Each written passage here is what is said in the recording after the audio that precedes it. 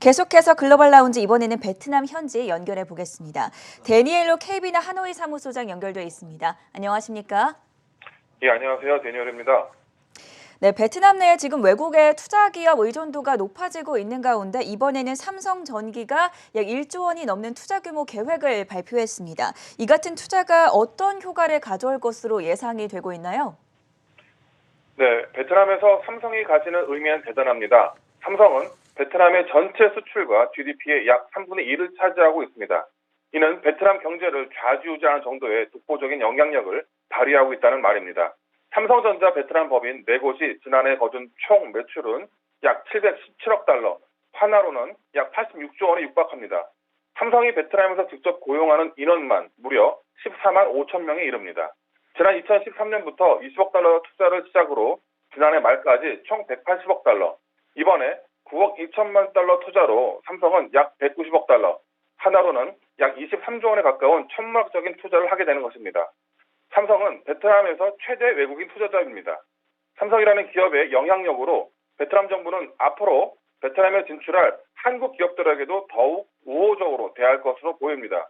기존의 한국 기업들에게 제공됐던 인센티브 또는 규제 완화 등도 기대해 봅니다. 이런 가운데 베트남은 현지 진출한 외국인 기업, 투자 기업에 대한 수출 의존도가 매년 심화돼 작년의 경우 전체 수출 중 74%까지 늘어난 것으로 집계됐습니다. 최근 베트남 통계총국과 기획투자부 등에 따르면 총 수출 대비 외국인 직접 투자 기업들의 수출 비율은 지난 2020년 처음으로 70%를 넘겨 72%를 기록한 후 2년 연속 70%를 상회하고 있는 겁니다. 이는 코로나19 확산 여파로 인한 경영 환경 악화와 수출 악재에도 외국인 투자 기업들이 베트남 수출을 견인하고 있다고 평가되는 부분입니다. 베트남 정부는 자국 기업들의 성장을 위해 외국인 기업들과의 협력을 통한 기술 전수와 현지화율을 높이기 위해 여러 정책을 내고 있지만 아직까지 그 효과에 대해서는 미미한 편입니다. 전문가들은 베트남은 자체 소재 산업이 빈약하고 로컬 민간 기업이 대규모 수출하기에는 아직 역량이 부족하다는 평가를 내리며 장기간 외국 기업들이 베트남 수출을 견인하는 형태는 계속될 것으로 전망되고 있습니다. 삼성에 대한 호감을 바탕으로 다른 국내 기업들도 베트남에 대한 투자를 확대하면서 수혜를 받을 수 있기를 기대해 보도록 하겠습니다. 베트남 현지의 코로나19 상황도 궁금한데요. 베트남 지금 국제선 운항이 정상화가 됐고 또 외국인의 입국 이후에 격리 기간을 하루로 줄이는 방안을 검토 중이다라는 소식이 들려옵니다. 어떤 내용인지 설명 부탁드릴게요.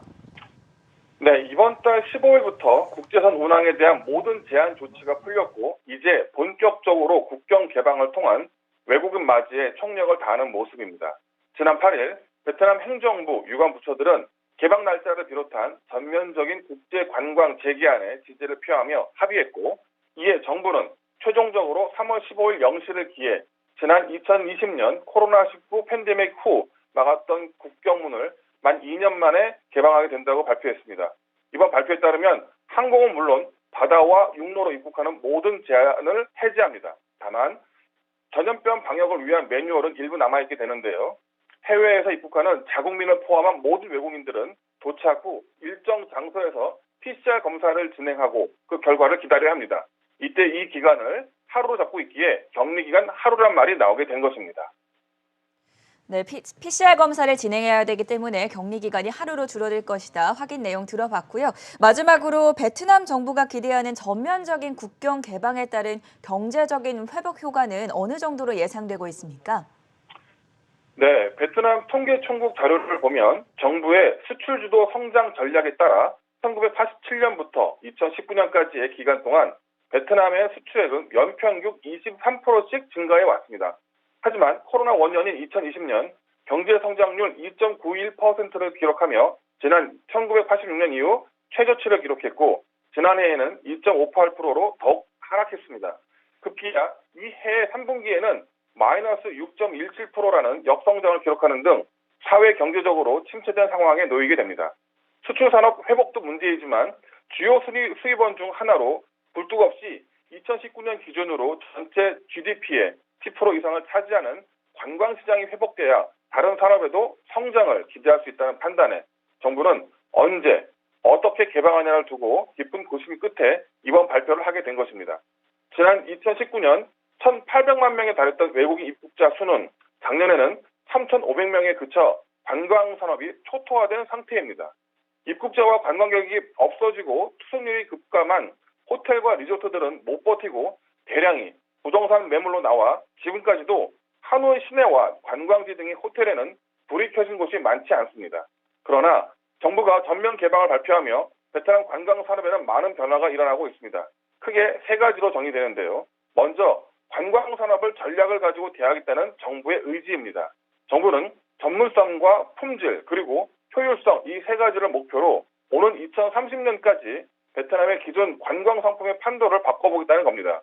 일반적인 소비재처럼 관광 상품도 양질의 고급화된 다양한 상품 그리고 안전한 상품에 대한 수요가 더욱 증대할 것으로 보고 장기적으로 고부가 가치 제품으로의 추세 변화에 대응해야 한다는 의지입니다.